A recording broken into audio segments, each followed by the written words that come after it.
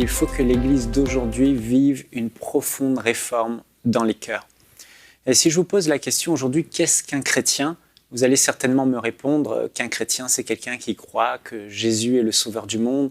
C'est peut-être quelqu'un qui s'est détourné de son ancienne vie et qui vit maintenant, il ne vit plus dans le péché, il vit dans la sainteté. Ou c'est quelqu'un qui a une relation personnelle avec Dieu, c'est vrai. Mais quand on plonge nos regards dans les Écritures et qu'on regarde l'Église primitive, l'Église des temps des Actes, l'Église des Épîtres, on réalise qu'un chrétien, c'était bien plus que cela. Un chrétien, c'était avant tout un disciple de Jésus-Christ. Quelqu'un de sauvé, oui, mais quelqu'un qui avait aussi renoncé à sa propre vie pour servir celui qui l'avait sauvé, servir son maître, servir le Seigneur Jésus-Christ. Et d'ailleurs, Jésus a dit d'aller partout dans le monde et de faire, non pas des nations, des personnes sauvées uniquement, mais il a dit d'aller plus loin. Il a dit, allez dans toutes les nations et faites des nations des disciples. Et Jésus a dit dans Matthieu chapitre 10 ou Luc verset 14, il dit ce qu'un disciple, c'est une personne qui a renoncé à sa propre vie, qui se charge chaque jour de sa croix pour faire la volonté de Dieu, accomplir ce que Dieu veut. Et si on ne fait pas attention aujourd'hui, on se laisse refroidir par la pensée populaire qu'on est là pour que Dieu existe pour nous et on oublie que c'est l'inverse, c'est nous qui existons pour Dieu, pour faire sa volonté. Et regardons ce que les apôtres enseignaient à l'Église primitive. Dans 2 Corinthiens chapitre 5, verset 15, l'apôtre Paul, voici quel était son enseignement.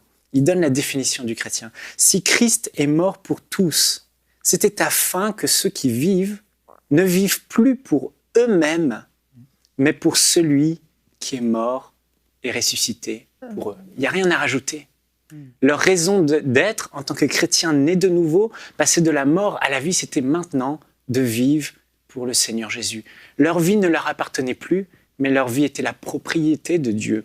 Le matin, souvent, on se lève et on se dit « Seigneur, bénis ma journée. Seigneur, donne-moi. » Et la majorité des requêtes que les chrétiens d'aujourd'hui peuvent faire, ce n'est pas tout le monde, évidemment, et heureusement, mais beaucoup aujourd'hui disent « Seigneur, bénis-moi. Seigneur, donne-moi. Seigneur, rends ma vie meilleure. Amène-moi plus loin, une plus grande maison, une plus grande percée, etc. etc. » Mais combien sont ceux qui aujourd'hui se lèvent et disent « Seigneur, peu importe ma vie, moi, j'existe pour toi, tu es mon maître, sers-toi de moi aujourd'hui. Qu'est-ce que je peux faire pour toi, Seigneur ?» Et l'apôtre Paul dira dans Actes, chapitre 20, verset 24, « Voici quelle était la pensée de l'Église primitive, des chrétiens de l'époque. Mais je ne fais pour moi-même aucun cas de ma vie, comme si elle m'était précieuse, pourvu que j'accomplisse ma course avec joie et le ministère que j'ai reçu du Seigneur Jésus d'annoncer la bonne nouvelle de la grâce de Dieu. » Paul enseignait aux chrétiens qu'un chrétien ne cherche pas à se construire une vie meilleure, mais un chrétien cherche à construire le royaume de Dieu. Le chrétien doit chercher quels sont les intérêts de Dieu et à accomplir la volonté de Dieu. Aujourd'hui, dans nos églises, nous parlons beaucoup de bénédiction. Bénédiction, bénédiction, bénédiction. Et je me souviens, cet été, j'ai prêché dans une église et j'ai eu comme vraiment la nausée par rapport au message de la bénédiction. Je dois être honnête avec vous. Non pas que ce soit mauvais. Oui, Dieu est un bon Père, il veut nous bénir, il veut pourvoir à nos besoins. Mais j'ai réalisé que plus on parle de la bénédiction terrestre et ce que Dieu peut apporter, ce qu'on peut vivre ici-bas, j'ai réalisé que les chrétiens passaient leur temps à rechercher les choses d'en bas, les choses terrestres. Une plus grande maison, une meilleure vie, une plus grosse voiture, un meilleur travail, une promotion. Et finalement, on se sert de Dieu au lieu de servir Dieu. L'essence même du chrétien, c'est d'être un disciple de Jésus et de vivre pour Christ. Et non pas l'inverse, Christ qui vit pour nous. Et aujourd'hui, je crois vraiment que cette pensée de Jésus, que Jésus a dit, recherchez le royaume de Dieu et sa justice, et toutes ces choses seront données par-dessus. Et la pensée qui doit animer le cœur de l'Église. Frères et sœurs, vraiment c'est important.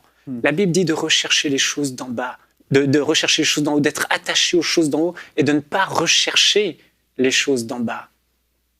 Je vous encourage aujourd'hui. L'Église doit vivre une profonde réforme dans les cœurs. Et je veux m'adresser aux leaders. Attention au message que nous prêchons. Si nous prêchons constamment aux gens « Dieu va vous bénir, Dieu va vous bénir », le peuple de Dieu va chercher à rechercher ces choses, la bénédiction. Or, ce n'est pas le message principal que les apôtres prêchaient. Le message était « renoncer à votre vie pour servir Dieu ». Et je veux vous encourager aujourd'hui, vous qui nous écoutez. Quelle est votre prière aujourd'hui? Bénis-moi, bénis-moi, bénis-moi.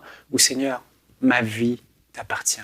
Quel qu'en soit le prix, j'ai renoncé à ma vie, je ne m'appartiens plus. J'ai fait allégeance à celui qui m'a sauvé, à Jésus-Christ. Ma vie, Seigneur, est entre tes mains. Sers-toi de moi aujourd'hui. Je veux être utile pour ton royaume. Je veux faire avancer le royaume de Dieu. Retrouvez la suite de ce programme dans l'émission Bonjour chez vous sur EMCI TV.